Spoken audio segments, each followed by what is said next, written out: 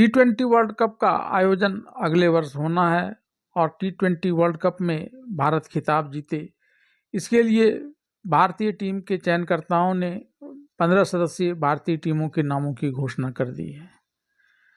भारत के इस T20 world cup के लिए चुने गए टीम में जहां एक तरफ शुभमन गिल, ऋषभ पंत जैसे खिलाड़ियों का नाम नहीं है, तो वहीं दूसरी तरफ इसमें संजू सैमसन जैसे खिलाड़ियों को मौका दिया गया है। जिन खिलाड़ियों का भारत के 15 सदस्यीय टीम में चयन नहीं हुआ है, उन खिलाड़ियों के अपने मेरिट्स और डिमेरिट्स हो सकते हैं, लेकिन आज के इस खबर में चर्चा भारत के उन खिलाड़ियों के मेरिट्स और डिमेरिट्स की जिनका चयनकर्ताओं ने आगामी T20 वर्ल्ड कप जीतने के दृष्टिकोण से टीम में शामिल किया है। T20 वर्ल्ड कप 2026 के लिए टीम इंडिया का ऐलान हो चुका है। चीफ सेलेक्टर अजीत अगरकर ने टीम में एक से एक तगड़े खिलाड़ियों को जगह दी है, वहीं कुछ चौंकाने वाले फैसले भी लिए गए, लेकिन इसके बावजूद टीम एकदम शानदार है और उसमें कई तगड़े खिलाड़ी मौजूद हैं। इस रिपोर्ट में जानते हैं हर एक खिलाड़ी की विशेषताएं और ताकत को। सूर्य कुमार यादव क्रिकेट के छोटे फॉर्मेट में खेलने वाले बेहतरीन खिलाड़ियों में से एक भारतीय कप्तान अभी अपने कैरियर की सबसे खराब फॉर्म में है। पिछले 14 महीने में सूर्य कुमार ने एक भी अर्धशतक नहीं जड़ा है और उनका स्ट्राइक रेट 125 से नीचे गिर गया है।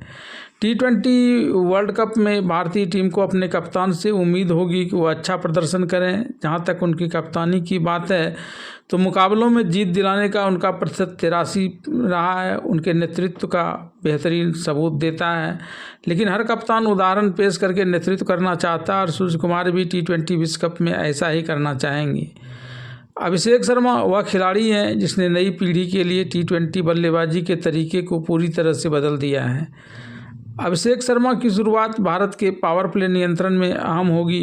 अपने कैरियर के बेहतरीन दौर में दुनिया के नंबर 1 T20 बल्लेबाज ने लगभग 200 के स्ट्राइक रेट के साथ दुनिया भर के सलामी बल्लेबाजों के लिए एक अलग ही मानक तय किया है। तिलक वर्मा अभिषेक शर्मा के बाद तिलक शर्मा T20 विश्व कप में सबसे अहम शीर्ष क्रम के बल्लेबाज हैं।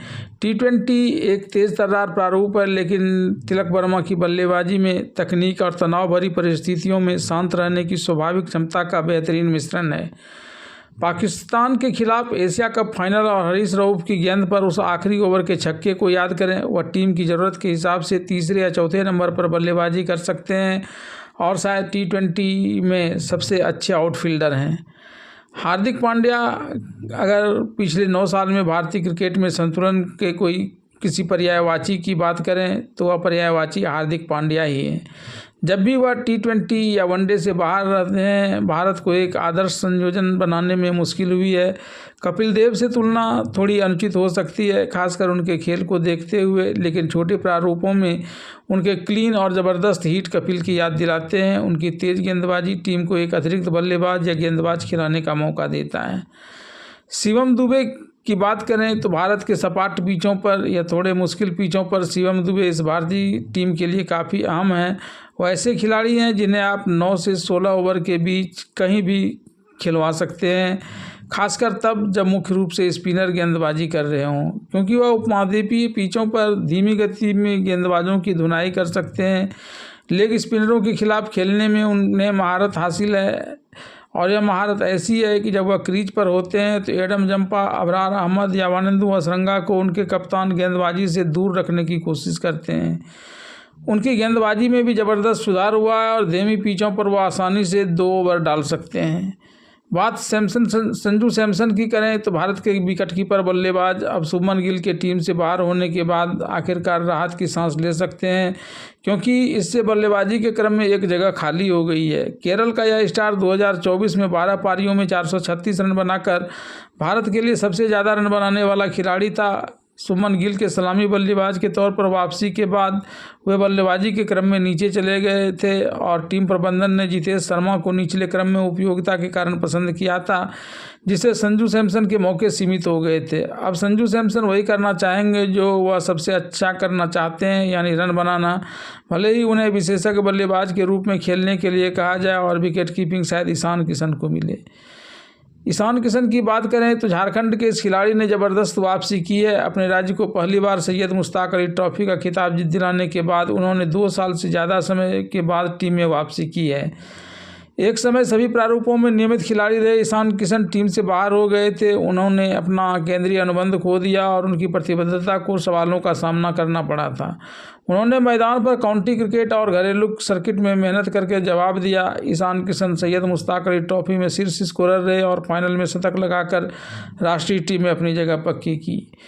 बात कुलदीप यादव की करें तो यह चतुर चाइनामैन स्पिन विभाग में भारत का एक्स फैक्टर बना हुआ है। बाएं हाथ के कलाई के स्पिनर कुलदीप यादव सितंबर में भारत के एशिया कप जीतने के अभियान में अहम थे और 9.29 के शानदार औसत से 7 विकेट लेकर सबसे ज़्यादा विकेट लेने वाले गेंदबाज बने थे।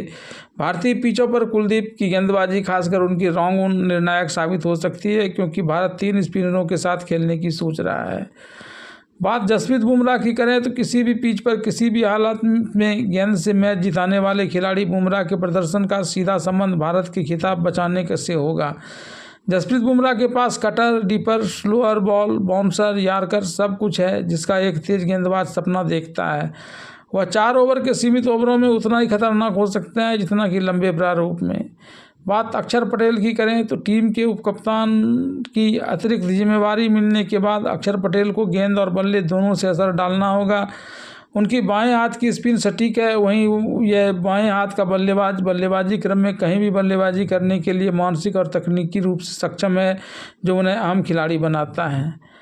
अर्शदीप सिंह यह बाएं हाथ का गेंदबाज बुमराह के लिए एकदम सही जोड़ीदार है। हालांकि अर्शदीप में अपने सीनियर जैसा जादू नहीं है, लेकिन शांत स्वभाव और अपनी गेंद की गति बदलने की क्षमता उन्हें पावर प्ले के साथ अंतिम ओवरों में भी बल्लेबाजी के लिए एक खतरा बनाती है।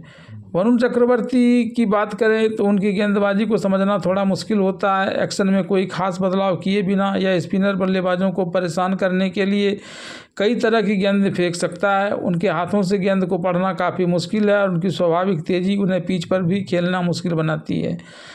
अपने तरकीबों के अथाह पिटारे के साथ वरुण चक्रवर्ती अब और भी मुश्किल खिलाड़ी बन गए हैं। बात हर्षित राणा की करें तो मुख्य कोच गौतम गंभीर की तरजीह देने की बातों के बीच अब सभी प्रारूपों में नियमित रूप से खेलने वाले इस भारतीय तेज गेंदबाज पर लगातार नज़र बनी हुई है। जसप्रीत बुमराह और अर्शदीप सिंह के बाद रिजर्व तेज गेंदबाज के तौर पर चुने गए हर्षित राणा को एक बार फिर अधिक अनुभवी मोहम्मद सिराज पर तरजीह दी गई है। शीर्ष स्तर पर उनका प्रदर्शन मिला जुला रहा है। सीमित भूमिका की उम्मीद के साथ हर्षित राणा की भूमिका पर एक बार फिर से नज़र रहेगी। तमिलनाडु के ऑफ स्पिनर वाशिंगटन सुंदर ने दक्षिण अफ्रीका के खिलाफ पहले टेस्ट में तीसरे नंबर पर बल्लेबाजी की थी, जो टीम में एक और ऑलराउंडर विकल्प प्रदान करता है। उन्होंने 58 गेंदों में 24 T20 अंतर्राष्ट्रीय पारियों में एक अर्धशतक बनाया और 22.76 के औसत से 51 विकेट लिए हैं, लेकिन हाल के मौके सीमित रहे हैं। वाशिंगटन सुंदर जो 10 T20 अंतर्राष्ट्रीय मैचों में से सिर्फ 4 में ऑस्ट्रेलिया और दक्षिण अफ्रीका के खिलाफ खेले हैं और हो सकता है कि एक बार फिर उन्हें बेंच पर बैठना पड़े। बात रिंकू सिंह की करें तो अलीगढ़ के एक साधारण परिवार से भारत की T20 विश्व कप में शामिल हुए रिंकू सिंह का सफ़र निडर फिनिशिंग और दबाव में शानदार धैर्य की वजह से संभव हुआ है। रिंकू सिंह ने लगातार इंडियन प्रीमियर लीग में अच्छे प्रदर्शन से राष्ट्रीय स्तर पर अपनी पहचान बनाई। उन्होंने टीम प्रबंधन का भरोसा एक तय फिनिशर के तौर पर जीता है, जो दबाव झेलने और आखिरी ओवर में तेज़ी से रन बनाने में माहिर हैं।